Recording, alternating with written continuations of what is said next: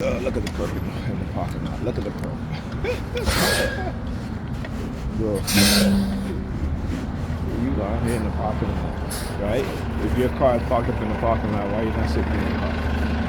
On a cold night as tonight, but you outside of your car on the phone with your hands animated. Tell you, the hands go up when they know I'm coming. Look at this. Look. UPC code. And then she see her standing there with the green bag, turns around and walks over her. Right? Tell you. Know how to spot them. Know how to do these things. You know, again, it's a reminder that you're a microchip. Right? It's a TI, it's a reminder that you've been chipped. Look, she showed me her what's better. Right?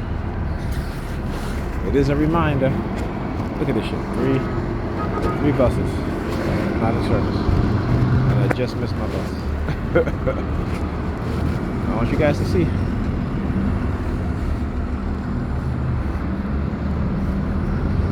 Three buses. All not in service.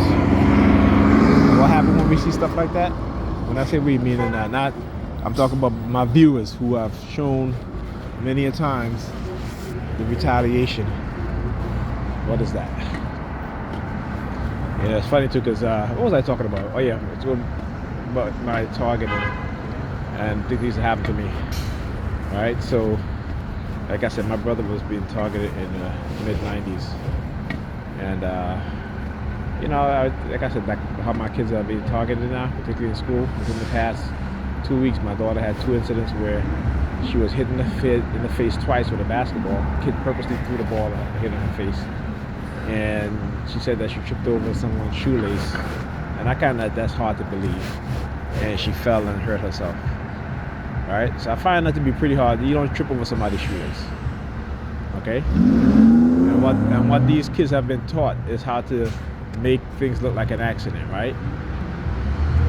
It's kind of like what they would do to me, right? When they would just, bump into me and I'd be like, oh, I'm sorry. And, they would bump into me pretty hard too. Like I said, until I started stiffening up my shoulder and knocking their ass down, then they stop. Right? So they know exactly what to do. Or if I'm on the bus, what they'll do sometimes is literally step on my feet. And it's usually women that are doing it, not the men. Right? So they usually get women to do stuff like that. Like literally step on my feet. Okay? What else? Or sit down right beside me and just started passing some of the most stinkiest gas ever. You know what I'm saying? Well, that's what they do. The use of scent, right? Particularly, since lately they've been using the homeless theme. And I've been seeing them, particularly as I'm taking, you see, they have not appeared on the bus. But what they've done is that they're outside. So almost on every block that the bus passed, there's like a homeless person, standing there, right? So again, they will shift their targeting, right? Once you start to show a pattern, and then they don't want you to have proof that there's a pattern of harassment that's being done. Again, it's a persuasion program that's part of this overall program, which involves non-consensual human experimentation, which involves illegal microchipping, right? And persuasion in order to discredit and to silence the victims, right? So when we talk about silent sound, the TI's community, we talk about silent sound, spread spectrum, microwave, auditory hearing effect, these things, and people are like, huh, what? It's amazing how, as TIs, we technically know so much about technology, right? Because what are you looking at? What are you looking at, girl? Come on over here staring down at me. They got you on the crotch watching team tonight? Right? And they go out of their way too. That's what Pam did to me too. Like, when I came back in the house after taking the garbage downstairs, she literally almost breaking her damn neck just to look. So lately they've been using her to do that too. Literally staring at my crotch. Maybe I should start staring at her crotch. I think that's what I'm going to do. As a matter of fact, that's what I'm going to do. I'm going to start staring at her crotch. Right? since they want to play that game. So anyhow, as I was saying, right? So, TI, we've done a lot of research, and so we know a lot about technology, right? Particularly, technology that's highly classified, right? And I say highly classified, meaning that, you can go by past research to show that these weapons exist, right? Okay, even though they've gone dark and these weapons are highly classified, but you can tell that the United States have developed these weapons, right, as well as other countries. Okay, and I talk about the raid on Osama bin Laden compound in Pakistan. Like, how is it that you have like 3 military helicopters flying into a military compound, okay, and you had firefights happening? They literally into firefights. They literally blew up a helicopter, right? They blew it up, right? And you tell me that no one noticed, and a whole a whole couple hours later, then the Pakistani government sent fighter jets to intercept, and they were long gone. I was like, come on now, I'm not talking about what's her name, the black woman in England, Jocelyn, what's her name? She was a black woman who lay dead in her apartment for 3 years, right? For 3 years, nobody called to check about her job, right?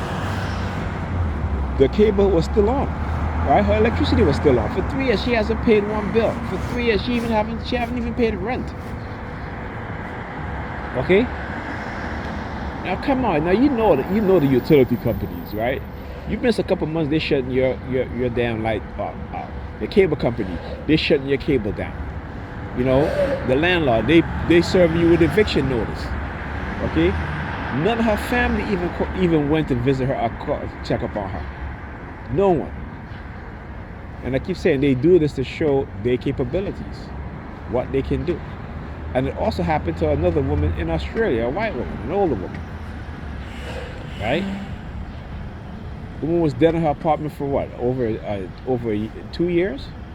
Okay, and it just so happened that when the electric company went to check the meter, they noticed that her door wasn't closed, and they looked in the apartment and they saw she was decomposed, her decomposed body on the ground. Okay? But nobody ever think about these things. They don't even think deeply about these things. Joyce Vincent, that's her name, Joyce Vincent. That's the woman. I can't remember the white woman name from Australia. But this has happened too. I think, and here's the thing too. They've done this to a number of women, right? Okay, but why women and not men? Right? I think because men we're more outgoing, and even though we're targeted, and man, we're still men, right? So we still have that aggressiveness about us, Whereas women are more likely to retreat, right? Women are more likely to exhibit the flight phenomenon instead of the fight phenomenon that men would likely exhibit, right? So I think that's the reason why too. But yeah, we really got to take these things into consideration when we talk about these technologies being developed and being used on the general public, right? I mean, imagine going to a doctor and the doctor give you a false diagnosis, right? You can clearly see symptoms and signs, what have you, and then he can tell you, oh, it's nothing, right? I mean, come on, like I said, they weaponize everything, and we got to be very, very meticulous when it comes to trying to understand what's going on, right? And particularly, since they love to experiment on people and label them as mentally ill, right? I mean, that has been the signature of the CIA and private academias who engage in non-consensual human experimentation, right? I mean, look at the police department, right? When police officers come forward to expose corruption within the department, what do? They use the same playbook, right? Particularly the New York City Police Department. They've learned a lot from the CIA from the 1980s, when the CIA had embedded its agents during the crack cocaine era that the government perpetrated on the black community.